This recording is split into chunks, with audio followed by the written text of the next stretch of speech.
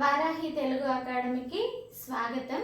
ఇంతకుముందు మనము సంస్కృత సంధులు చెప్పుకున్నాం కదా, అందులో సవర్ణ దీర్ఘ సంధి, గుణ సంధి గురించి వివరించుకున్నాం. ఈరోజు మనము వృద్ధి సంధి గురించి తెలుసుకుందాం. చూడండి, వృద్ధి సంధి ఫస్ట్గా సూత్రం గురించి తెలుసుకుందాం. అకారంనకు ఏ ఐలు పరమైనప్పుడు ఐకారం, ఓవులు పరమైనప్పుడు ఔకారం ఏకాదేశమగును. బాగా చూడండి, అకారంనకు ఏ ఐలు పరమైనప్పుడు ఐకారం, ఓవులు పరమైనప్పుడు ఔకారం ఏకాదేశమగును. అకారము అంటే ఏంటి? ఆ. అకారము అంటే ఏంటి? ఆ. అకారము అంటే ఆ. చూడండి, ఏ ఐ అంటే ఈ అకారంనకు ఏ కాని ఐ కాని పరమైతే ఏం రావాలి? ఐకారం రావాలి. అంటే పూర్వపదంలో చివరి స్వరంలో మనకి ఏం రావాలి? అకారం రావాలి.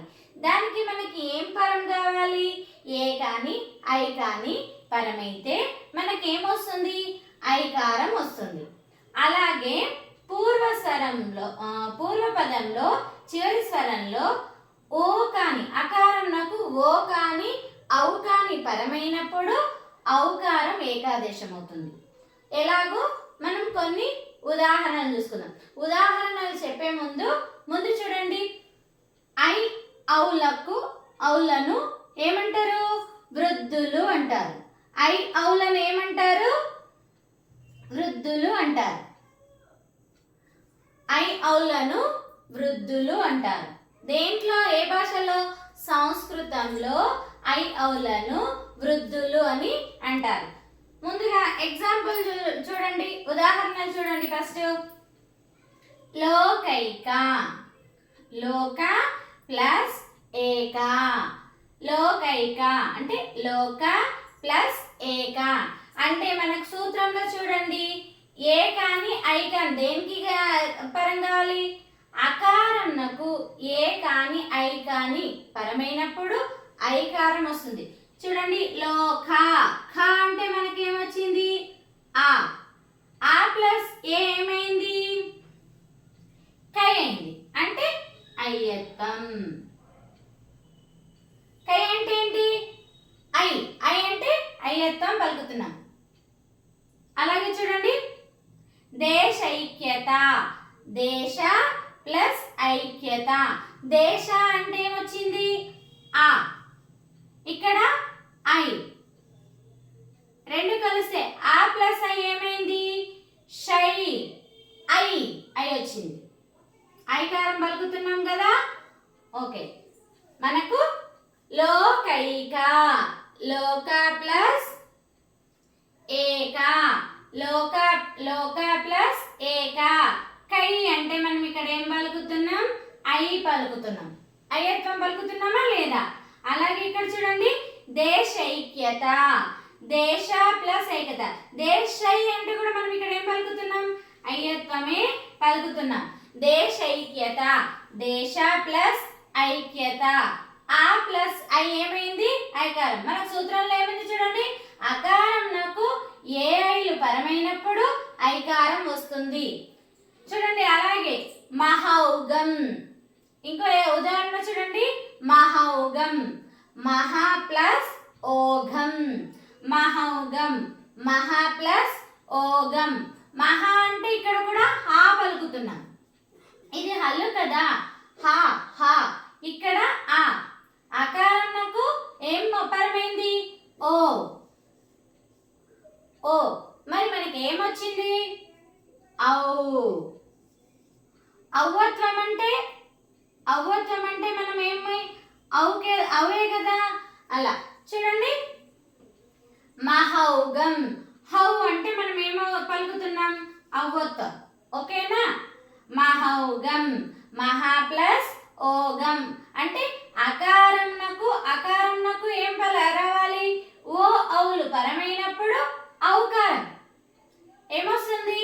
ఓ కాని ఔ కాని దేనికి పరం కావాలి? అకారంనకు. కానీ మనం ఇక్కడ ఒకటి గుర్తించాలి, పూర్వ పదంలో చివరి స్వరంలో ఆ మాత్రమే రావాలి. సూత్రం ప్రకారము పూర్వపదంలో చివరి స్వరంలో అకారం మాత్రమే రావాలి. అకారంనకు ఏ పరమైతే ఐకారము, అకారంనకు ఐ పరమైన ఐకారమే వస్తుంది. అదే అకారంనకు ఓ పరమైతే ఔ దివ్యౌషధం. దివ్యౌషధం దివ్య ప్లస్ ఔషధం వౌ దివ్యౌ గౌ అన్న కూడా ఔవత్వమే పలుకుతున్నాం. ఇక్కడ దివ్య ప్లస్ ఔషధం. దివ్య అన్నా కూడా అకారమే. ఇక్కడ ఆ ప్లస్ ఔ ఏమైంది ఔ. దివ్యౌషధం దివ్యౌషధం. సరేనా? చూడండి, మనకు సూత్రంలో ఇచ్చిన అంటే వృద్ధులకు అంటే అకారంనకు ఏ ఐలు పరమైనప్పుడు ఏం రావాలి? మనకి ఏం ఏకాదేశం అవ్వాలి? ఐకారం రావాలి. ఓలు పరమైనప్పుడు దేనికి? అకారంనకు ఓలు పరమైనప్పుడు ఔకారము ఏకాదేశము అగును. మళ్ళీ ఒకసారి ఉదాహరణలు చూడండి. లోకైక లోక ప్లస్ ఏక లోకైక అంటే కా అంటే ఆ ప్లస్ ఏ ఏమొచ్చింది ఐ. దేశైక్యత దేశై మనం పదం ఎక్కడ విడదీస్తున్నాం? శైకడ కదా, అంటే ఇక్కడ ఐకారం వచ్చినట్టే కదా. దేశైక్యత దేశ దేశ ప్లస్ ఐక్యత. ష అంటే ఆ ప్లస్ ఐ ఏమొచ్చింది? ఐకారం. మహౌగం హౌగం మహౌగం మహా ప్లస్ ఓఘం. మహా అంటే ఆ ప్లస్ ఓఘం అంటే ఓ. రెండు కలిస్తే మనకి ఏమొచ్చినాయి? ఔ. మనం పదం విడదీసిన అక్కడ చూసుకోవాలని చెప్పిన మనకు అక్కడ ఏమో ఆ సూత్రానికి సంబంధించినట్టు వస్తుందా లేదా అనేది చూసుకోవాలి. దివ్యౌషధం దివ్యౌ ఔ దివ్యౌషధం దివ్య ప్లస్ ఔషధం దివ్యౌషధం. ఇది మనకు వృద్ధి సంధి.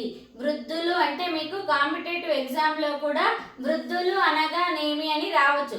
లేదా ఏ ఐలను సంస్కృతంలో ఏమంటారు అంటారు. అంటే మనకు వృద్ధులా లేకపోతే ఇంకేమన్నా అనునాసికాల ఇలా అడగవచ్చు. కానీ మనకు ఐ ఔలను ఏమనాలి? వృద్ధులు అని అనాలి సంస్కృతంలో. అది కూడా దేంట్లో ఏ భాషలో? సంస్కృత భాషలో ఐ ఔలను వృద్ధులు అని అంటారు.